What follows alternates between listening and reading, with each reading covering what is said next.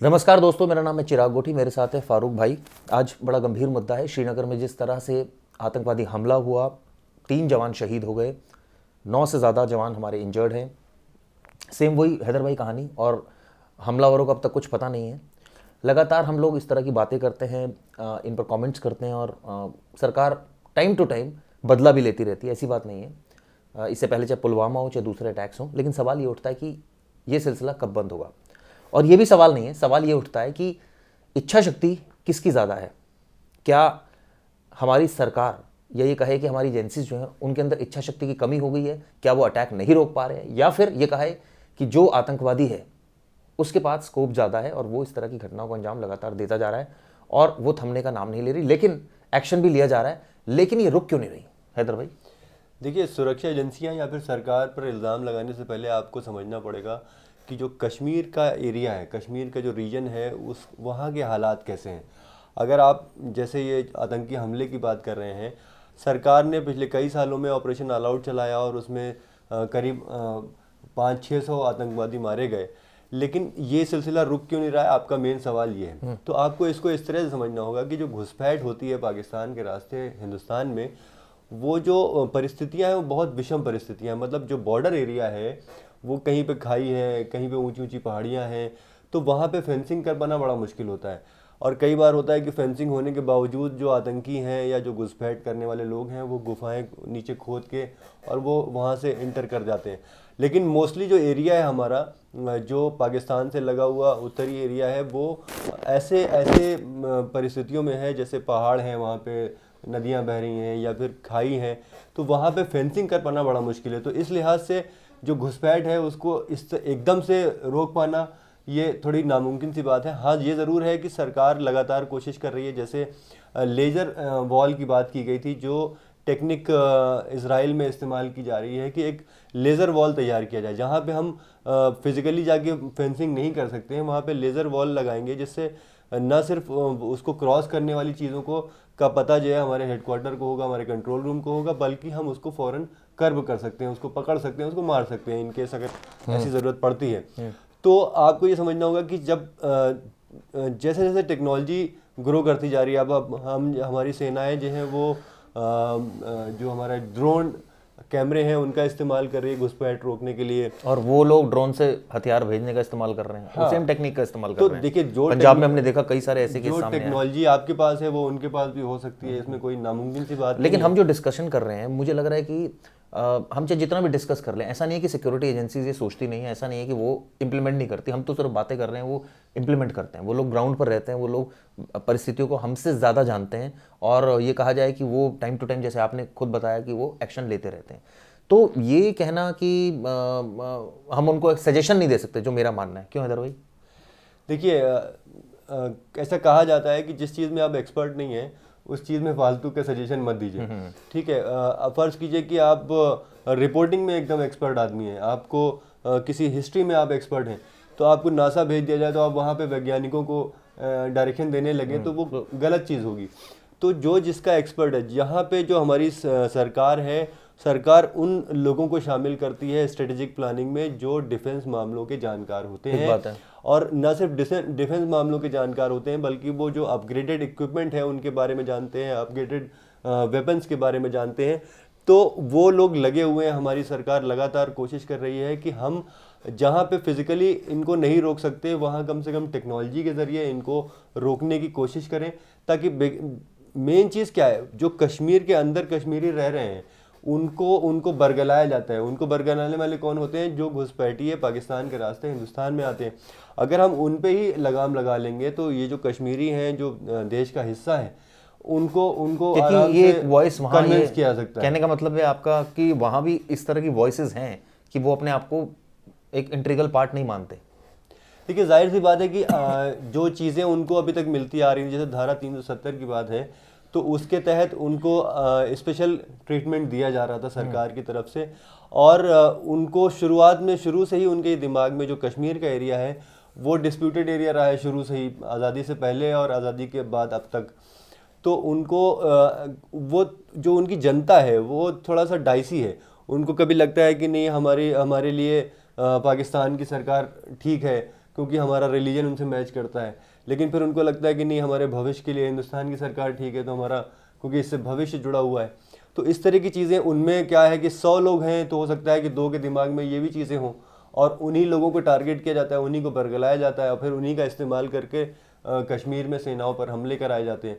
बहुत सारे हमले जो कश्मीरी होते हैं वो नहीं करते हैं, बल्कि जो बहुत सारे सेनाओं पे जो हमले हुए हैं वो घुसपैठियों ने किए हैं। घुसपैठिए वो जो पाकिस्तान के रास्ते हिंदुस्तान में दाखिल हुए। तो ज़रूरी क्या है कि देखिए ओवरनाइट ये चीज़ें नहीं सुलझ सकती, लेकिन पिछले कुछ अरसों में, पिछले कुछ दशकों में लगातार हमारी सरकारें, हमारी सुरक्षा एजेंसियां लगातार कोशिश कर रही हैं कि ये घुसपैठ को रोका जाए, और वो कम होता भी जा रहा है। और मुझे लगता है कि आने वाले दिनों में जब टेक्नोलॉजी और ज़्यादा डेवलप करेगी तो उनको टेक्नोलॉजी के ज़रिए भी रोका जा सकेगा। नहीं, बात सच है कि काफ़ी हद तक हमने कंट्रोल कर लिए हैं टेररिस्ट एक्टिविटीज़, और लगातार जैसे आपने भी बताया 500 से ज़्यादा जो ऑल आउट ऑपरेशन चला था उसमें आतंकवादियों को मार गिराया। लेकिन सवाल यही है कि जहाँ उनको मौका मिलता है वो लोग वहाँ चौका मार देते हैं। कहने का मतलब यहाँ उनको मौका मिला कि बसेस जा रही थी हमारे जवानों को लेकर, वहाँ उन्होंने अटैक कर दिया। पुलवामा में भी सेम अटैक किया उन्होंने। तो ये तो मतलब ये बात सही है कि बहुत विषम परिस्थितियाँ हैं और सब एक्सपर्ट्स भी लगे हुए हैं, और लेकिन ये भी बात सच है कि कोई ना कोई ऐसा इंसिडेंट वो कर देते हैं। अब कल जैसे फर्ज कीजिए कल तो संसद की बरसी थी, तो उन्होंने खास दिन भी चूज़ किया करने के लिए, तो वो कोई ना कोई कर देते हैं। मतलब वो रुकते नहीं है। और ये जो सिलसिला है, अगर हम इसकी हिस्ट्री में भी ना जाए, ज्योग्राफी में ना जाए, सच्चाई ये है कि वहाँ की जो फोर्सेज हैं वो डेली ये सोचते हैं कि आज इन्होंने 2 मारे, कल हम 3 मारेंगे। वहाँ ये चलता है। जब वॉर आमने सामने की होती है, एक तरह से वॉर ही हो रही है, मुझे ये लगता है इसको वॉर ही कहते हैं कि जब वॉर आमने सामने की होती है तो उसका मुकाबला किया जा सकता है। जैसे फर्ज कीजिए 71 की लड़ाई हुई, 99 की लड़ाई हुई जो करगिल वाली, और इस तरह की जो वॉर होती है जो आमने सामने की होती है उसमें इंसान लड़ सकता है दूसरे इंसान से। लेकिन ये जो हमले होते हैं इन्हें हम गोरिल्ला हमले कहते हैं, गोरिल्ला वॉर जिसे बोलते हैं। और गोरिल्ला वॉर भी कई बार इसको लोन वुल्फ अटैक भी बोलते हैं, मतलब एक बंदा आया और उसने जाके सीधे हमला कर दिया। और गोरिल्ला वॉर में क्या होता है, कुछ लोग छुप के हमला करते हैं। अब जो छुप के हमला कर रहे हैं, सेना के जो ट्रक जा रहे हैं, सेना की जो गाड़ियां जा रही हैं, उनको इस बात का अंदाज़ा नहीं कि इन पहाड़ों के या इन पेड़ों के पीछे कोई आतंकी छुपा हुआ है, और वो अचानक उस पर हमला कर देते हैं। तो जाहिर सी बात है उनको रिएक्शन टाइम नहीं मिलता है, और जब रिएक्शन टाइम नहीं मिलता है तो जाहिर सी बात है कैजुअलिटी हो जाती है, तो हमारे जवान शहीद भी होते हैं। इसको जैसे जैसे मैंने आपको कहा कि जिस तरह से घुसपैठ कम होता जाएगा, लगातार हम उसको और ज़्यादा कंट्रोल में करते चले जाएंगे। बल्कि ऐसा सुना है कि विंटर्स में ये जो वो है पद्धति वो बढ़ती है घटती है। देखिए होता क्या है कि हमने जैसे कि आपको बताया कि वो कश्मीर की जो घाटी है वो बर्फीला इलाका है, तो जैसे जैसे सर्दियाँ आती हैं तो बर्फबारी तेज़ हो जाती है।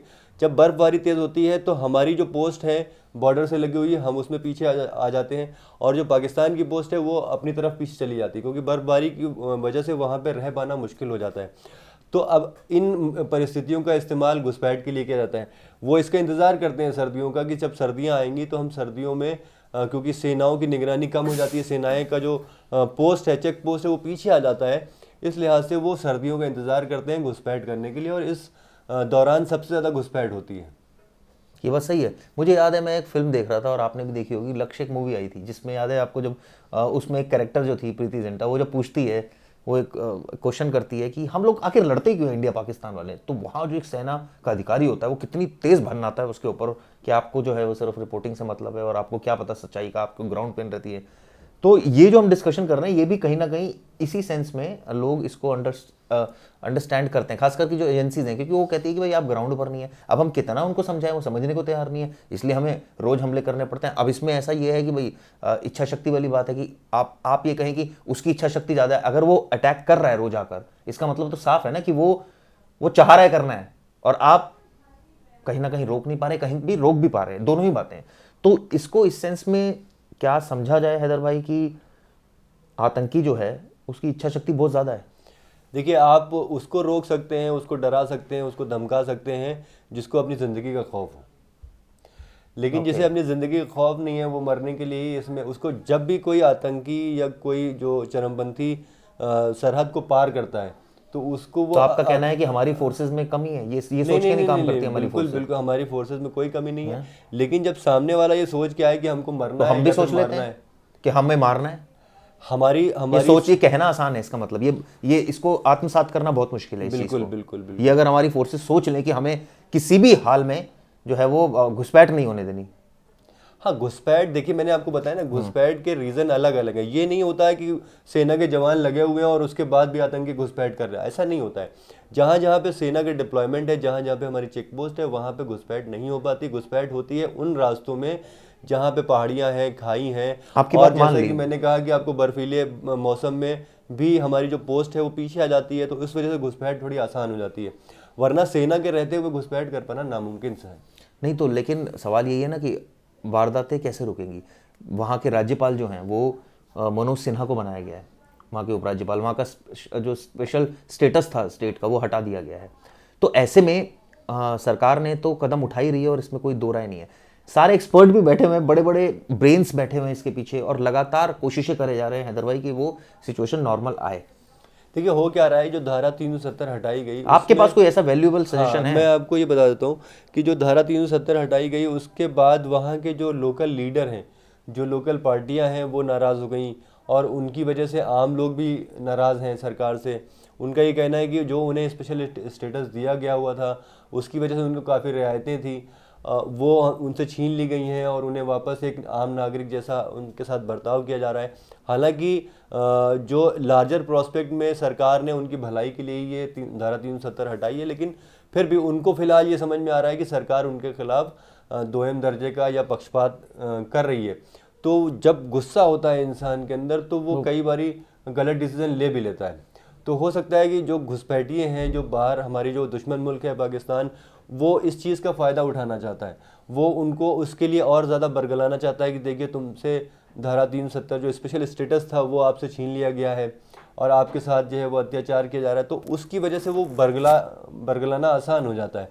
और इसलिए घुसपैठियों के साथ साथ कुछ लोकल भी शामिल हो जाते हैं। जब लोकल शामिल हो जाते हैं तो उनको भी रोक पाना बड़ा मुश्किल होता है, क्योंकि उनको उस गलियों की चप्पे चप्पे की जानकारी होती है, वो उनको पता होता है कि सेना कब आएगी, सेना की गाड़ियाँ कब जाएंगी, तो वो इसलिए उन पे हमले आसान हो जाते हैं।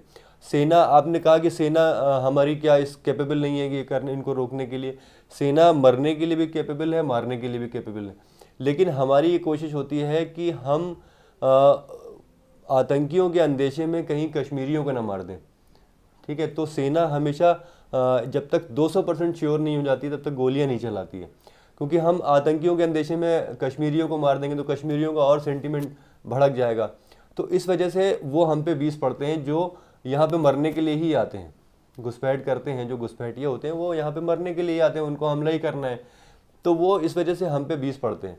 लेकिन जिस तरह से जो स्ट्रेटजी बनाई गई है, डिज़ाइन की गई है, जो हमारे जो डिफेंस एक्सपर्ट हैं, मुझे ऐसा लगता है कि आने वाले कुछ सालों में ये जो घुसपैठ की घटनाएं हैं ये बिल्कुल ख़त्म हो जाएंगी। अच्छी बात है, ये ऐसा होना भी चाहिए, हम उम्मीद करते हैं, क्योंकि जिस तरह से पंजाब टेररिज्म से फ्री हुआ, क्या जम्मू कश्मीर हो पाएगा? क्योंकि ये डिस्कशन पता नहीं कितने सालों से चल रही है और कितने इसमें सेशंस आ चुके हैं, ऐड ऑन हो चुके हैं, लेकिन कहीं ना कहीं इंसिडेंट्स अब कम हो गए, लेकिन होते ज़रूर हैं। तो ये भी बंद होने चाहिए। तो वही बात हो गई हैदर भाई कि हम पुलिसकर्मी से बोले कि अपराध बंद हो जाए, तो ये तो बड़ी अचंबा, मतलब ऐसी बात है कि ये तो हो ही नहीं सकता। नहीं, मतलब बोलते नहीं तो हो ही नहीं सकता। दुनिया में बहुत से ऐसे बॉर्डर हैं जहाँ पे आर्मी तैनात है, लेकिन वहाँ ये घटनाएं नहीं होती हैं। सही बात है। इनफैक्ट आप जो मतलब हमारी दुश्मनी पाकिस्तान से है, तो हमारी दुश्मनी की जो इंटेंसिटी है उससे कहीं ज़्यादा इंटेंसिटी नॉर्थ कोरिया और साउथ कोरिया में है। वहाँ पे पूरे टाइम जो बॉर्डर है वहाँ पे सैनिक तैनात रहते हैं, उसमें इलेक्ट्रिक करंट दौड़ाया गया हुआ है, बहुत से लोग वहाँ पे रहते हैं, लेकिन इसका ये मतलब नहीं है कि वो आपस में एक दूसरे को मार रहे हैं या फिर वहाँ घुसपैठ ज़्यादा हो रही है।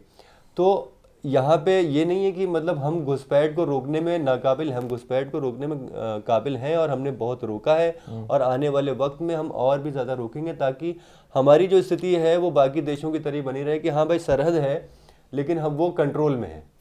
चलिए, उम्मीद ये की जानी चाहिए। वीडियो कैसा लगा ज़रूर बताइएगा दोस्तों। धन्यवाद।